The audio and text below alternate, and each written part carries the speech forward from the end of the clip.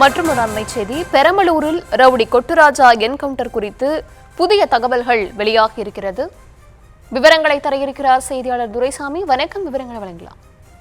தர்ஷினி, பெரம்பலூர் மாவட்டம் திருமாந்துறை அருகே பிரபல ரவுடி வெள்ளக்காளி என்பவரை நீதிமன்றத்தில் ஆஜர்படுத்திவிட்டு மீண்டும் சென்னை புலர்சிறைக்கு அழைத்துச் செல்லும் பொழுது கடந்த 24ஆம் தேதி 10க்கும் மேற்பட்டவர்கள் நாட்டு வெடிகுண்டு வீசி வெள்ளக்காளியை கொலை செய்ய முயற்சி செய்தனர்.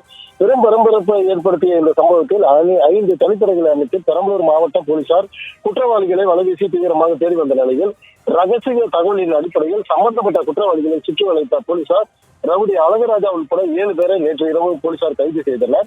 அப்போது அவர்கள் பயன்படுத்திய ஆயுதங்கள் மற்றும் நாட்டு வெடிகுண்டுகளை வனப்பகுதியில் பதுக்கி வைத்திருப்பதாக அழகராஜா தெரிவித்தார். அதனைத் தொடர்ந்து ஆயுதங்களை கைப்பற்றுவதற்காக போலீசார் திருமாந்துறை பகுதியில் உள்ள வனப்பகுதிக்கு அழைத்துச் சென்றனர்.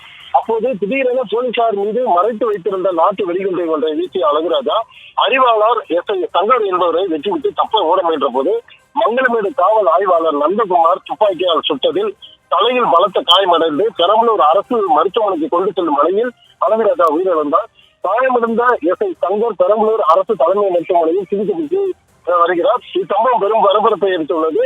அழகராஜா என்பவர் உயிரிழந்த நிலையில் மற்ற கைது செய்யப்பட்ட 6 நபர்களிடம் தீவிர விசாரணை நடைபெற்று வருகிறது.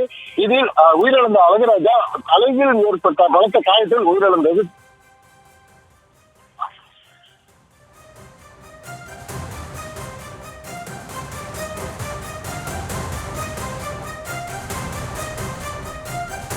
விவரங்களுக்கு நன்றி.